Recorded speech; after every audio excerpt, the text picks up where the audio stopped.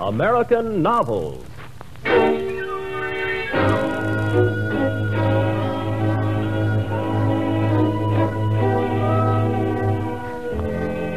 In the proud rediscovery of our past, Americans are turning with more and more enthusiasm to our first renowned national literary figure.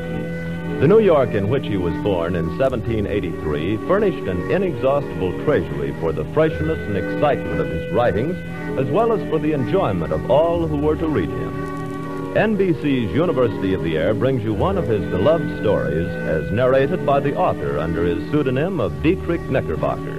Another in our series of books that live, Washington Irving's Legend of Sleepy Hollow.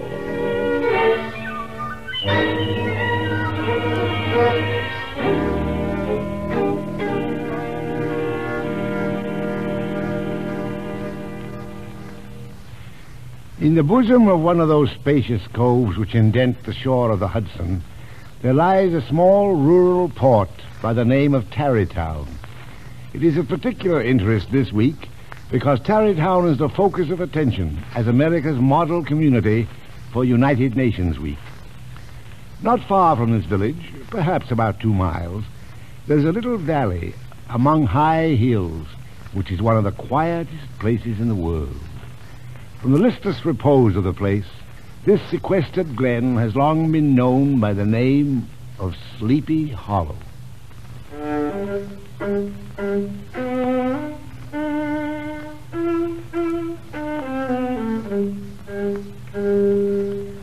A drowsy, dreamy influence seems to hang over the land and to pervade the very atmosphere. Most of the good inhabitants would have you believe that the neighborhood was at one time bewitched.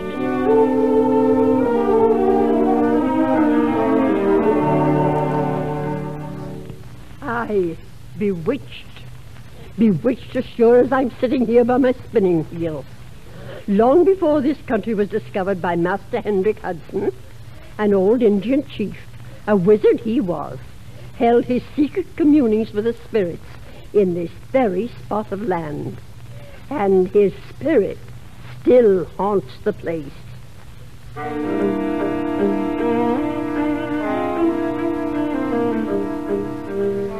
Yes, indeed.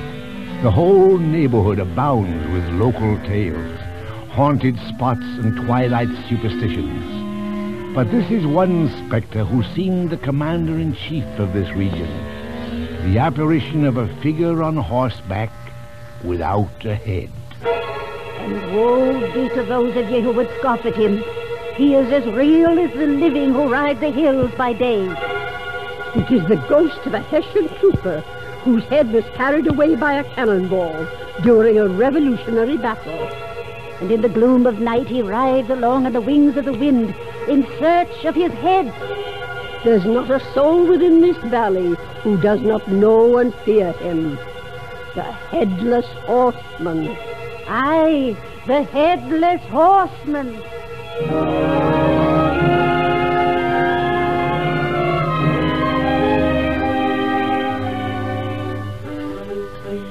To this byplace of nature, some 15 years after the Revolution, there came a personage from the state of Connecticut.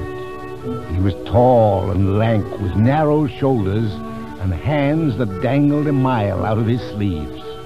His feet might have served for shovels, and his whole body was so loosely hung together that to see him striding across a hill with his clothes bagging about him, one might easily have mistaken him for some scarecrow eloped from a cornfield. His name was Ichabod Crane. The main duty of Master Crane was to instruct the children of the vicinity. His schoolhouse was a low log building of one room, whose windows were partly glazed and partly patched with old copybooks. Silence! Silence! Or I shall keep all of you after school for a solid hour. Now, Wouter, proceed. The class is waiting, Wouter. You will kindly solve the problem I gave you. Put down 6 and carry 3. Quiet. Put down 6 and carry 4. All Yeah. Carry 4. Proceed. I can't do the sum, sir. Do you recollect, Walter, that this is one of the sums I gave you yesterday to study at home?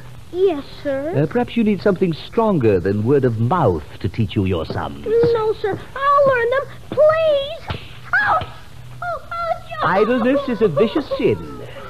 The hurt will soon pass, Walter, but you will always remember the lesson you have learned today and thank me for it till the longest day you live. Yes, sir. Spare the rod and spoil the child. And now, for the next sum.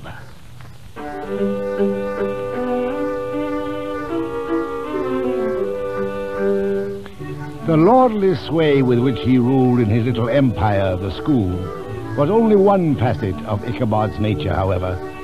Since he lived a week at a time with the farmers of the neighborhood, and since he was an amazingly huge feeder, it behooved him to make himself both useful and agreeable to his patrons.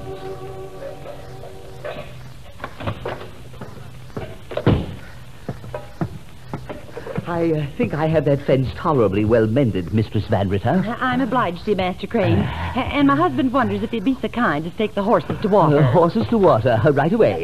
But first I have a few things for you to do here. At your service, horses to water. I've been so busy about the house, I neglected to churn butter for supper. Churn the butter? Certainly. Water horses. Thank you. That's the churn by the fireplace. The cream's already in it. Oh, there's nothing like fresh churned butter for supper, I always say. Oh, heavens, now the baby starts to fret and me with a meal to prepare.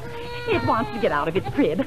But while you're sitting there churning, Master Crane, perhaps you could watch the baby if I put it on the floor beside you. Oh, yes, indeed. Only too happy to. There's nothing like seeing a child happy, I always say. Just be sure you keep an eye on him. He crawls faster than I can walk. Oh, you don't have any cause to fret with me here. Water horses, churn baby, watch butter. Oh, and after you take the horses to water, my husband would like you to bring the cows back from the pasture. Oh, yes, indeed. Glad to. Horses to pasture, cows to water. And while you're down that way, you might stop into the hen house and see if there are any fresh eggs that want collecting. I'll be sure to remember. Collect babies, churn horses, water eggs. Oh, dearie me, as if I didn't have enough to plague me. Something gone awry? The wood bin is completely empty, and I'm ready to build a fire for supper. I meant to ask you to cut some wood for me this morning before you went to the school. Oh, well, I'll do it now.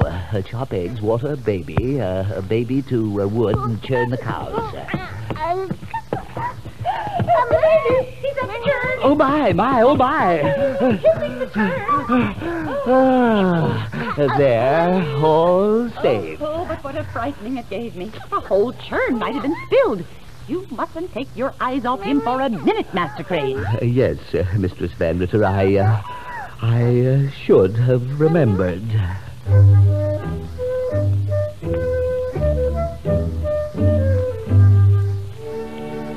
But for all his trials, Ichabod had his pleasant moments, too.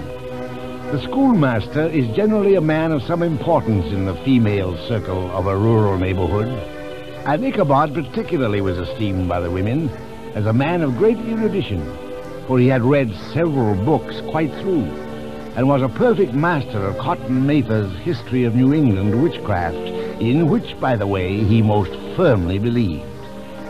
So it was that he spent many a long evening with the old Dutch wives as they sat spinning by the fire, with a row of apples roasting and spluttering along the hearth, swapping tales of ghosts and goblins.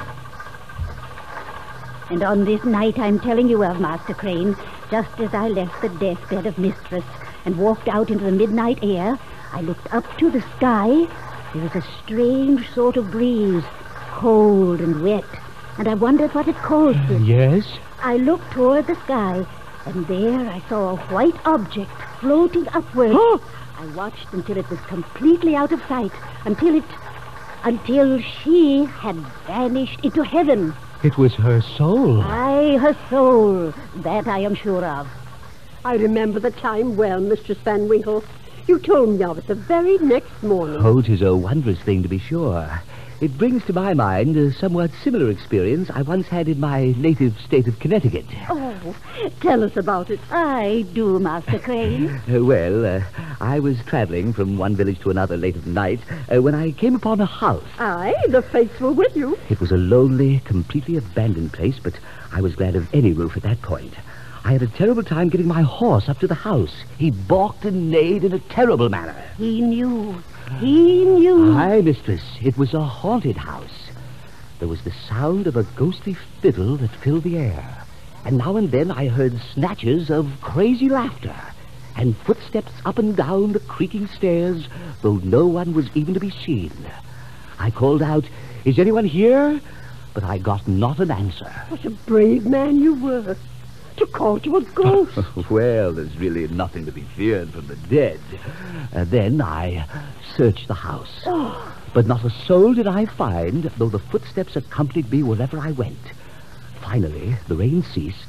I left the house and climbed up on my horse, who took off like the wind, so glad was he to be free of that place. And, if you will believe it, many times after that, in the light of day, I traced the path of that diresome night, and I've never been able to find that spectral house. The spirits carried it away after you found their hiding place. So I have come to believe. It is not many men would have had such courage as yours, Master Crane. Well, Aye, that is right. I can see that he will not hold the terror for you. He does for so many of us in Tarrytown and Sleepy Hollow. He? A headless horseman. Yes, the headless horseman. You've surely heard of him by now. Buried in the churchyard on the hill. Oh, yes, to be sure I've heard of him. Have you, perchance, seen him? No. Ah, but you will anon. Yes. You will. Yes, well, I fear it's growing late. I'd best be going. Oh, tarry a while. I can tell you many tales concerning the headless horseman. At another time, I should very much relish it, but now I really must be on my way. Very well. But welcome any time, Master Crane. Thank you kindly. It's a dark and moonless night. Aye, pitch black. Well, I'd better. I wonder, Mistress Van Winkle, if you have a lantern you might spare me for the walk home, just that I may not trip upon fallen logs and stones. Just a small lantern.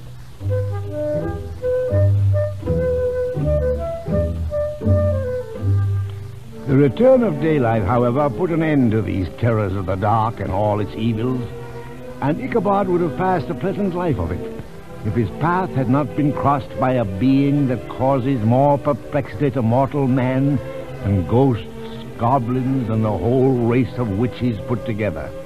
And that was a woman.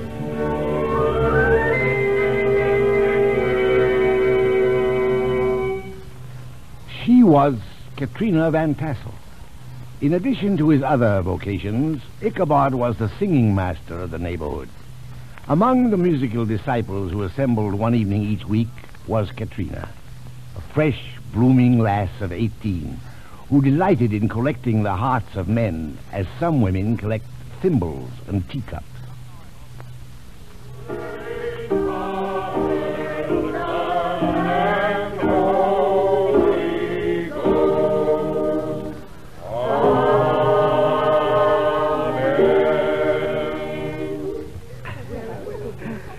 Well, I think that was a very good rendition. What think you, Miss Van Tassel? Oh, indeed it was, Master Crane. We have improved so very much since you began instructing us in psalmody. Oh, well, thank you. Thank you very much. You're very kind. Oh, and you are far too modest. Well, of course, one evening a week is scarcely enough time to give to such an important matter.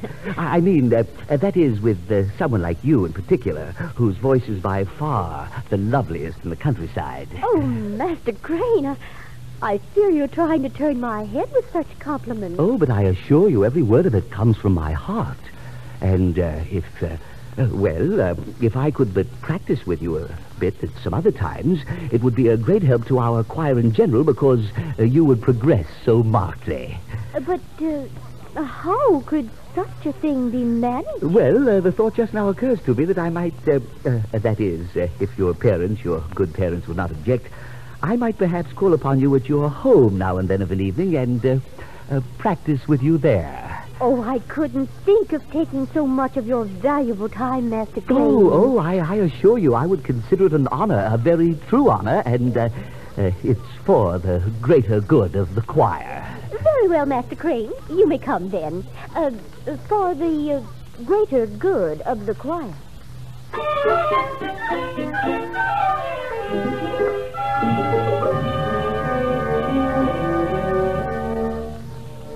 Already smitten by her personal charms, when Ichabod entered her paternal mansion, the conquest of his heart was complete. For the Van Tassel farm was by far the richest in the land, and Katrina, an only child, would someday inherit it. To our penniless pedagogue, these vast expectations caused his imagination to run riot. But in his inflated fancyings, he overlooked two very important facts. The first, that Katrina was a true coquette, with all the wiles and caprices of those vexing creatures. And secondly, that Brom Van Brunt, or Brom Bones as this stout hero was called, was a man to be reckoned with when his anger and jealousy were roused. Hi, Brom. It looks like you've met a rival this time who not only doesn't want to fight you, but who refuses to. You're having to go by his rules this time. I'd like to get my hands on that buffoon's scrawny neck. What would you do to him, Brom? Tell us. I'd double him up and lay him on a shelf of his own schoolhouse like a bundle of kindling wood. That would be a sight. I'd stuff him inside one of his dunce caps. Why don't you, then? You know very well why. The laggard won't give me a chance. He refuses open warfare, hides from me, covers up his attentions to Katrina under the guise of teaching psalmody. Bah! Well, perhaps you could at least think of some trickeries to plague him, Brom. And who do you think it was who smoked up the schoolhouse the other day by stopping up the chimney? Yes, and who was it that broke into the schoolhouse and turned everything topsy-turvy? Do you think it was the Headless Horseman? The Headless Horseman? Well, still in all, those noises haven't stopped his calling on Katrina. The Headless Horseman there, Hendrik, is an adversary who might have some influence on Master Crane. I've never known that white to go within a mile of the old graveyard. What is it, Brom? You seem to be in a deep study. Aye, it has just struck me that if Ichabod Crane won't fight me in the manner I know, if he insists upon doing things slyly, I shall have to fight him the same way.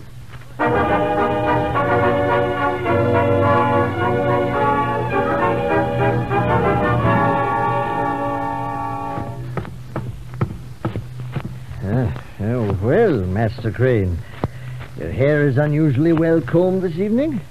In fact, you have about your whole person a rather festive air. Oh, indeed, a festive occasion, Mynheer Van Ripper. You see, Mynheer Van Tassel and his good wife are entertaining at a quilting frolic this evening. It shall be quite a merry-making affair. Yes, I'm sure. Well, enjoy yourself. Oh, thank you.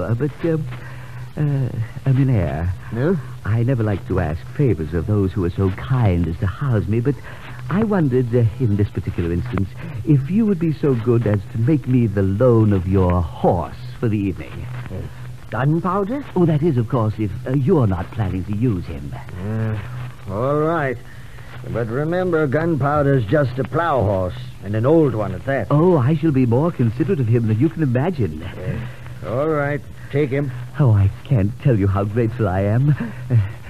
As I said, I plan to make this a memorable occasion.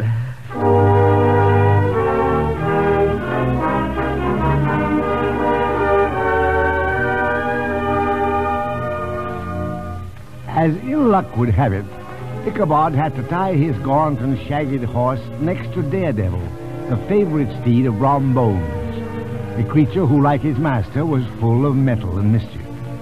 But even this did not dampen the spirit of conquest with which our hero entered the state parlor of Van Tassel's mansion, which was thronged with the pride and flower of the adjacent country. In spite of his desire to see Katrina, Ichabod could not resist first pausing at the Dutch tea table with its sumptuous spread. And just as he had a hearty mouthful of cruller... Well, who have we here but Ichabod Crane? Just a friendly slap on the back, friend. Hope I didn't cause you discomfort. Oh, no. No. Good evening, Brom. Aye, it is a good evening, Ichabod. A time for making merry and being friendly. I'm glad to see you here. Well, thank you. Tell me, have you seen Katrina? Not yet. Well, then be off and do so. I'm sure she's been looking for you. Oh, you really think so? Don't you think so? Oh, well, if you'll excuse me, I'll just... Aye, Ichabod, and I repeat, I'm very glad to see you here.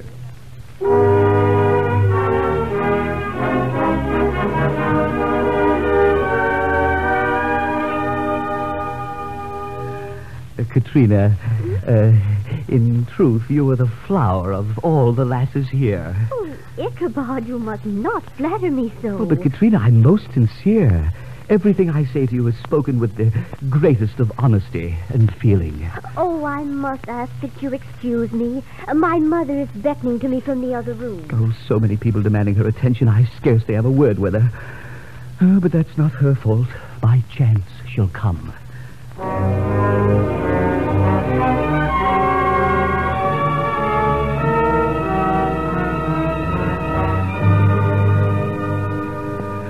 Katrina! Why, Ichabod, I thought you had gone. I took the liberty of staying after the others left. I'd like to speak with you.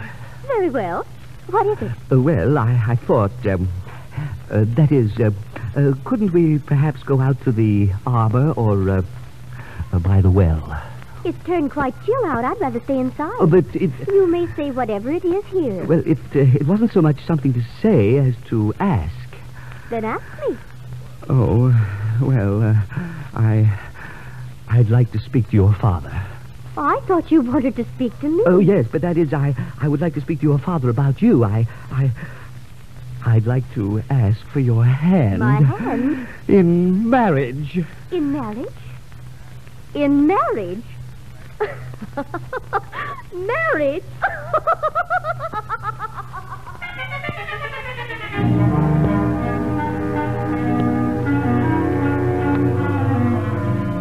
It was the very witching time of night that Ichabod, heavy-hearted and crestfallen, pursued his travels homeward. In the dead hush of midnight, no signs of life occurred near him. All the stories of ghosts and goblins that he had heard in Sleepy Hollow now came crowding his mind. The night grew darker and darker. The stars seemed to sink deeper in the sky. He had never felt so lonely and dismal. He was, moreover, approaching the giant tulip tree, where many people said was a favorite spot for ghosts and goblins. As Ichabod approached this fearful tree, he began to whistle. Then, as he drew a bit nearer, his large green eyes grew ever bigger. Oh, there's something white hanging in that tree. No. Only a spot where lightning escaped it and laid the wood bare. Come on, Gunpowder. What was that? Oh, but two boughs of the tree rubbing against each other. Don't be afraid, Gunpowder. If there were but some way to get back without crossing Wiley Swamp. All who know say it's a haunted stream. I shall give Gunpowder a score of kicks, and then we'll cross the bridge quickly. Now. No, you're going the wrong way, Gunpowder. We must cross the logs, not run beside them. Giddy up. Now, turn around, Gunpowder. What was that? Oh, something in the shadow of that grove. Something black and towering. I must show it I'm not afraid. Who are you? Who are you? It doesn't answer. I must get away. Come on, Gunpowder. Oh, it's coming out of the shadows. But it's still so dark I can only tell it's a horseman. Large, on a powerful horse. Perhaps we can outride him. Oh, he's riding fast, too. I don't like this. Perhaps if we lag behind, he will pass us, Gunpowder. He is slacking with us. Oh, we're coming to a rise in the ground where it's lighter. Perhaps I shall recognize him. He's headless. Oh, he's carrying his head before him on the saddle. He's chasing us. Faster, faster, Gunpowder. I shall have to hang onto your neck, Gunpowder. If we can just reach the bridge, we shall be safe. The Headless Horseman does not cross there. Oh, he's right behind us. I can feel the breath of the horse on my neck. Come on, Gunpowder. Over the bridge at last. Oh, he's rising in his stirrups. He's throwing his head at me.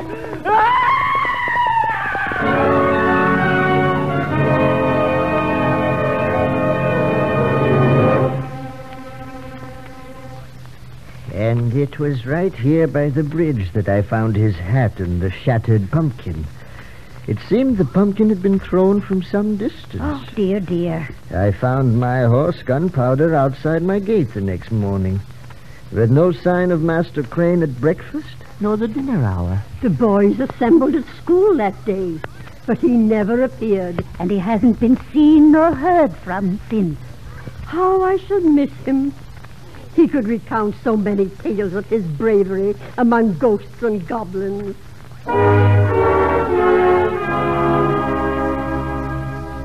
Some years later, an old farmer who had been down to New York on a visit reported that Ichabod Crane was still alive, had studied law, and finally been made a justice of the 10-pound court. Brom Bones, too, who shortly after the disappearance led Katrina to the altar, was observed to look exceedingly knowing whenever the story of Ichabod was told.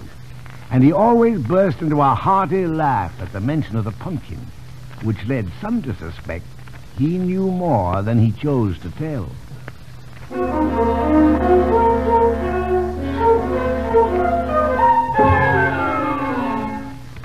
But the old country wives, however, who are the best judges of these matters, maintain to this day that there are no two ways to the matter. Poor Master Crane was carried off by the galloping Hestrom. He was spirited off to another world by the Headless Horseman. Aye, the Headless Horseman. And the tragedy is a favorite story, often told round the fire on a winter evening in Tarrytown and Sleepy Hollow.